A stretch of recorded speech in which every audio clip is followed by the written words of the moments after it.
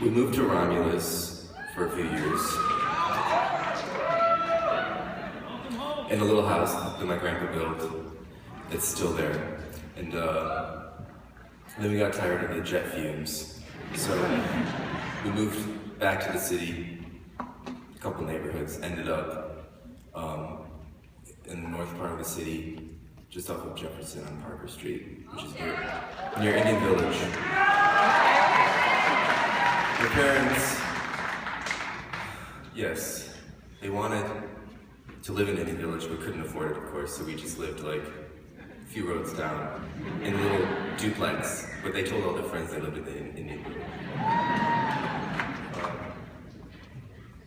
But we moved out of the city when I was 9 and moved up north. So, but I remember a few things about Detroit. Very obscure and abstract and mysterious. And I remember Devil's Night, and my dad would stay up late with the dog. We had a Bouvier, which is a Flemish sheep herding dog. It was genetically engineered to bite anything that moves. So he would stay all night to watch the house during Devil's Night. But then we would sneak out and we would throw eggs and toilet paper at the neighbor's house.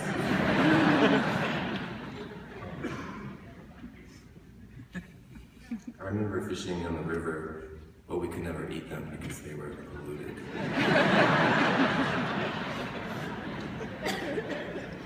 But we were so hungry that one day my dad said, maybe we will eat them. But we did anyway, and it was good.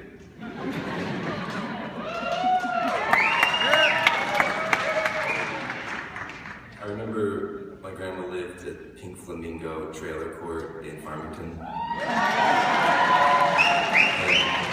We go visit her, and she always had these glass jars of cinnamon candies. She only gave us one. But she didn't have very good eyesight, and I would just stuff every pocket. Hundreds of candies. She had a crazy collection of Cabbage Patch dolls, and well, you weren't allowed to play with them. They were just on display.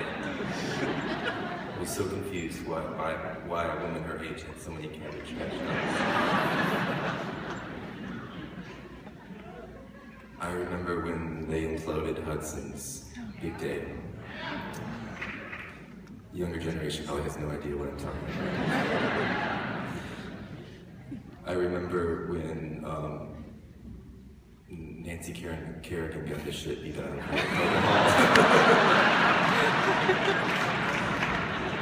I mean, I wasn't there, but that was a big deal. I remember Give Us More of '84. Do they still say that, or no? Do you remember when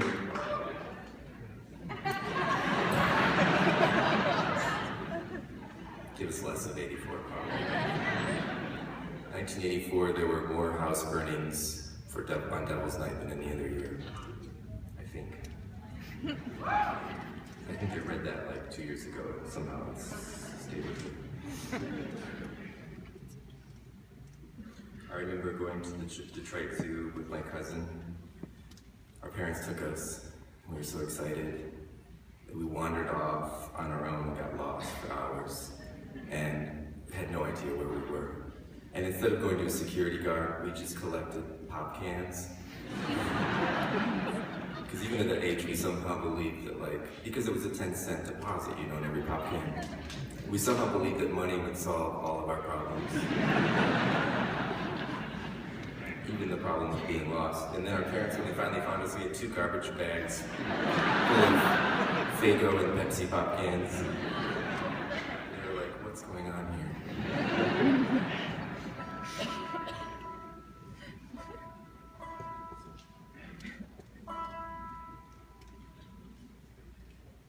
Memory is such a funny thing, though, you know, it's all colored by the imagination.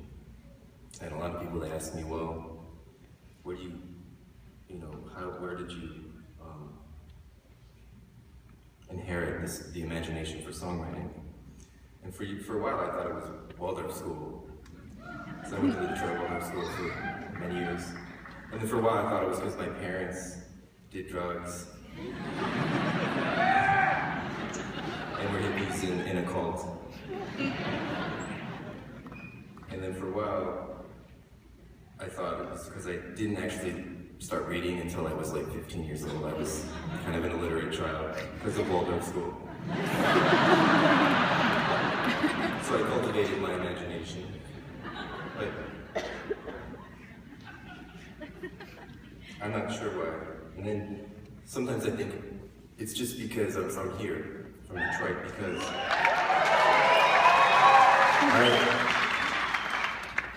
I started to think that this is the city of the imagination.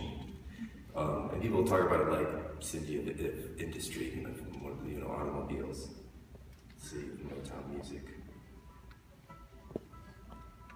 And I hate when people call it like apocalyptic and refer to like Mad Max, phenomenon.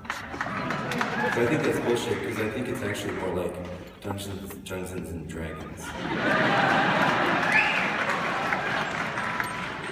Which is a land of fierce imagination where anything is possible.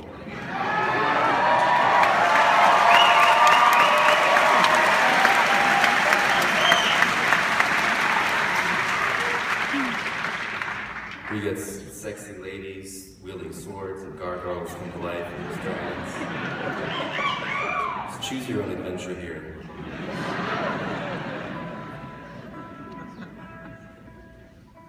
Anyway, I just wanted to say I'm happy to be back, so thanks for having us.